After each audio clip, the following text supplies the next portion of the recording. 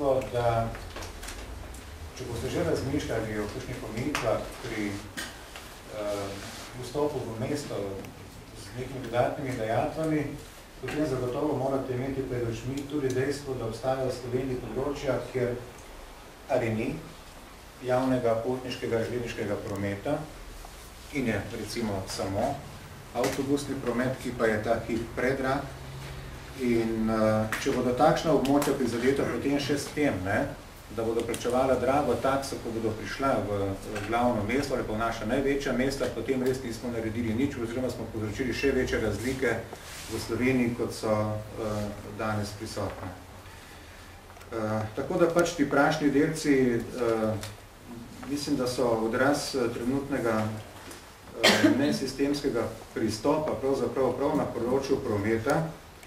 In jaz nimam prav nobenega upanja, da bi tudi v kratkem se rešil promet slovenskih železnic, tako da bi lahko govorili o tem, da imamo tudi sodobno urejene vlake, kajti če se spomnite, smo nedavno tega nazaj tudi uzakonili pravzaprav, da se klimatske naprave vgrajujejo samo v kabine, v katerih sedijo strojevodje. Za potnike smo pa pravzaprav, torej na potnike smo pa pozabili.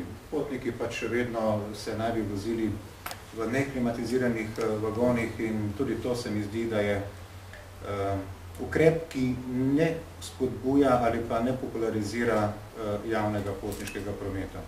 Pa sredstva za to seveda tudi ne bi bila ne vem kako visoka, še posebej pa seveda, če bi nekatere lahko rečem tudi privilegije na železnicah omejili in jih spravili na realno raven, bi seveda tudi znotraj tega sistema bilo kar nekaj sredstev, da bi bil ta promet prijaznejši za potnike. Zdaj pa, če pa se dotaknem tega gradiva, ki smo ga danes dobili v obliki teh brošur, pa če lahko verjamem tem zneskom, ki so kot načrt ukrepanja predstavljeni, ali pa kot primer značilne strukture ukrepanja predstavljeni, torej, in pogledamo sprejetje načrta trajnostnega prometa v udeležbi javnosti, nosilci mestna občina, ministrstvo za promet, stroški 85.000 evrov, seveda delitev spet proračun mestne občine in ministrstvo za promet, ustanovitev občinske mobilnostne agencije, mestna občina prevoznik 42.000 evrov in tako naprej, akcija za ozaveščanje javnosti, sicer največ ovrednotena 150.000 evrov. Niti ne gre za neke visoke zneske, relativno obvladljivi zneski, ki bi, po mojem mnenju, ta proračun prav komod veliko upošteval in omogočil vladi, da bi mogoče res naredila eno poročilo za Bruselj, da v Sloveniji se zavedamo teh problemov in da bodo tudi rešeni.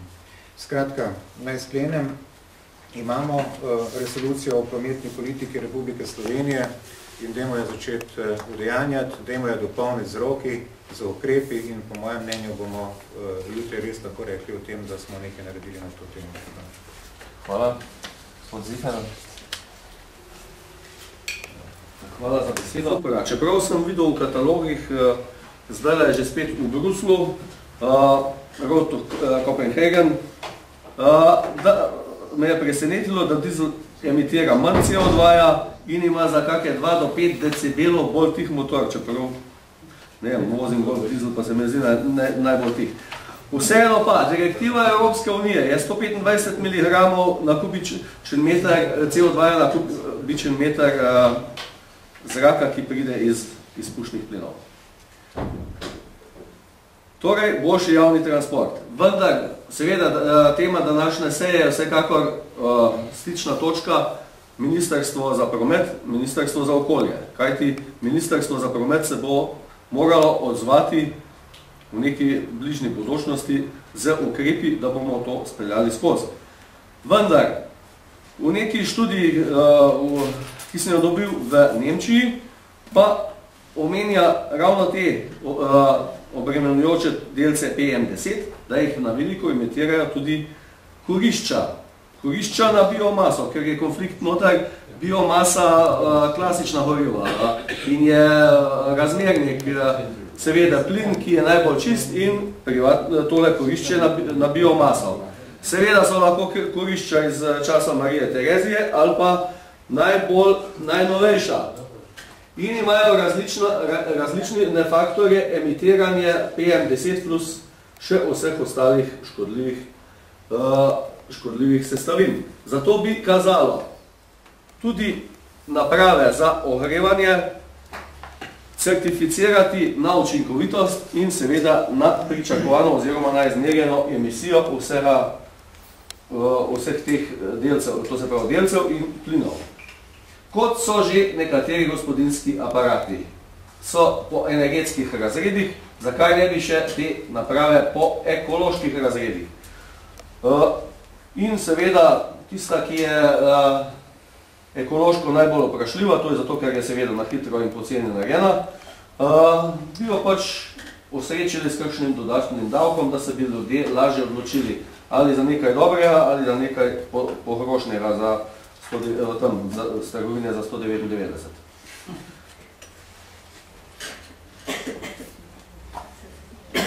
In zdaj se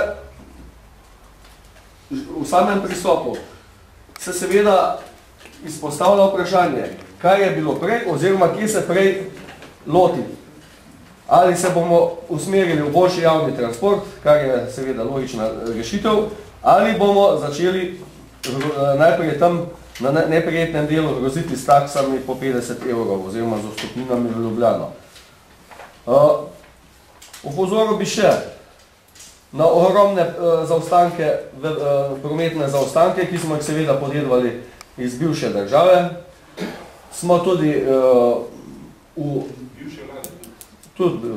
bivše ne, ampak z bivše države. Takrat, ko je na en avto v zahodni Evropi prišlo toliko in toliko kilometrov avtoceste, smo pri nas začeli sramežljivo delati tistih 10 kilometrov ceste od Vrhnike pa do Vrhnika plus 10 kilometrov. In to tako kakovostno, da je že po 2 letih je bilo treba preplastiti, ker so je namena Bratska republika tudi tako slabo naredila. Sedaj smo se seveda za svojo energijo vrgli v avtocestni križ, ker je to seveda za ostankom, seveda nismo v trendu. Zdavnaj se Evropa ne samo v železnice, ampak v hitre železnice tipa Francozi jo imenujejo TGV.